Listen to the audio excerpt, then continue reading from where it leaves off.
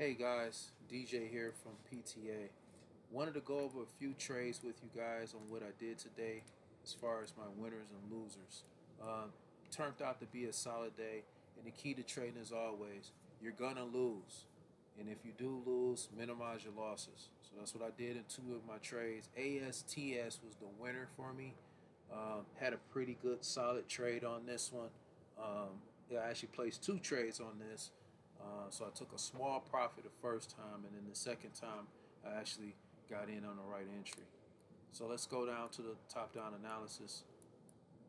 As we break into the hour, see we had a little bit of a pullback there.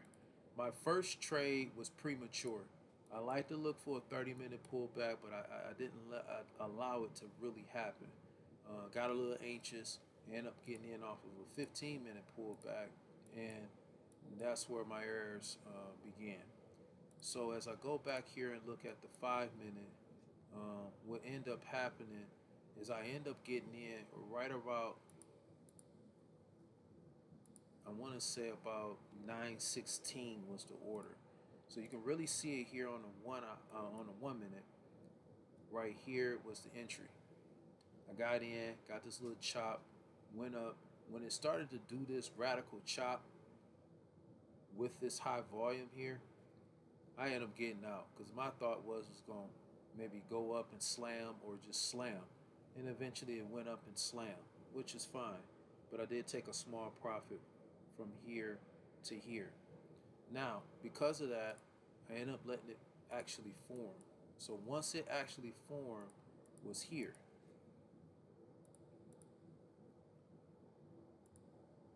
So as I went back and look at it, and we'll break this down a little further. Remember the 30-minute pullback that I like to see. Once I seen that 30-minute pullback and then it started to ramp back up, my entry came in right about here. So once I got to the 1 minute and broke it down, I love to see a trade above the 200 EMA. I ended up taking a trade right around here into the break.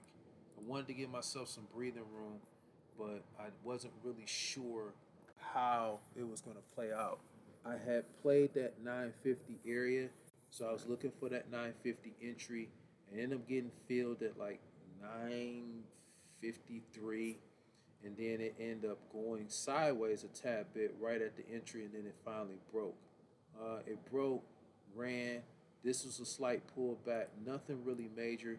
So remember, guys, once I'm in a trade, I kind of look at the higher time frames, meaning the 15, the 30. So when I seen this slight little 5 minute pullback, gave me confidence that this is not going anywhere. We're just going to do a little slight pullback and continue on. I should have added here in the 1050s, but again, with the way the market was and everything, I kind of just let the trade play it out so I can at least be profitable for the day. That was really my concern. Now, one of the things that I wanted to go over with you was the two losing trades and how they were completely opposite of this one. And this is the reason why you have to stick to your strategy and stick to what you know. Now, the first trade I lost on was EOS, EOSE. Had some volume. I thought this was going to be a mover. Um, this stock in particular had news. It's an energy enterprise company. Um, they had some news around 8:55 Eastern Standard Time. So I thought this would be something worth looking into at normal volume, but it just sort of tanked. It was just tanked for the day. So let's go to this 1 hour. Had this pullback here. It ramped up. What I was anticipating was a pullback here and a continuation. But needed a 30-minute pullback. I ended up pulling back on like a 15. This is your 30-minute chart. But I believe my pullback was actually only a 5 minute. Because my thought was is that, okay, it then ramped up, put in a pre-market high. I seen this long wick and this buying pressure. Then the next candle was buying. And the next candle started here. So I got in off of this open around 428.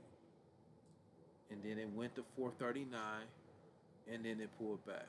So because of that, I ended up taking a really small paper cut on it. because I was doing it as a small position.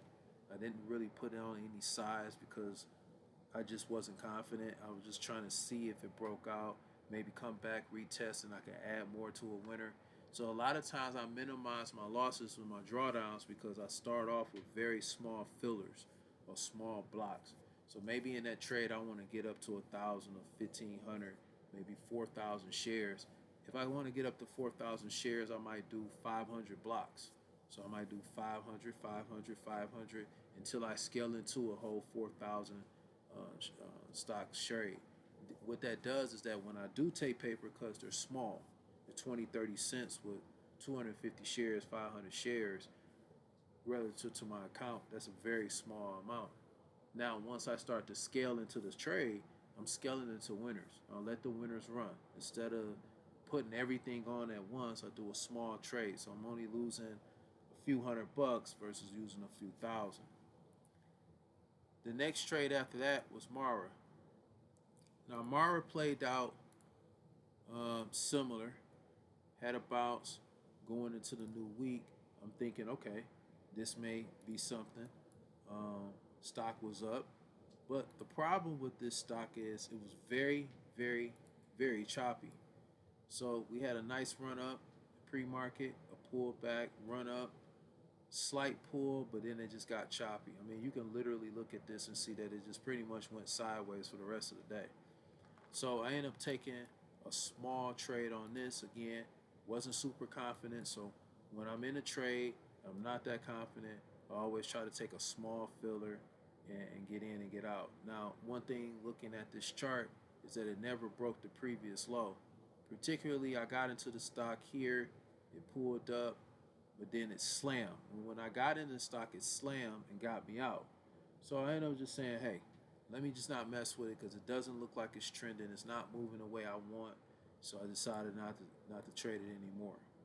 Now, the one stock that I ended up missing out on was Isig. This was a late day at the massive pull down. Kind of popped up, perked above the 200 EMA. So it looked like it had some potential today. Breaking it down to the hour, you see that it just kind of stair-stepped on its way up. The volume didn't really creep in to about the 618 area. That's probably where I would have took a trade. Looking at the chart, that looks like it was probably the most feasible area. This was also, looking at this data line, was the previous week high. So it looks like everyone was being squeezed out of that position going up towards 11.99. So outside of that, it was a decent day, really choppy for me. I was 1 for 3. But again, when you control your money management, you control your losses, you do fillers, you do small shares, and then load into your winners. This is how you can have a trade where you only lose 150, 200, $300. But on the flip side, you're making $2, $3, maybe $4,000 in the trade. And you want to play the trade based off price action. You only want to add when the chart tells you to. You only want to take off when the chart tells you to. So, guys, I hope that this information was beneficial for you.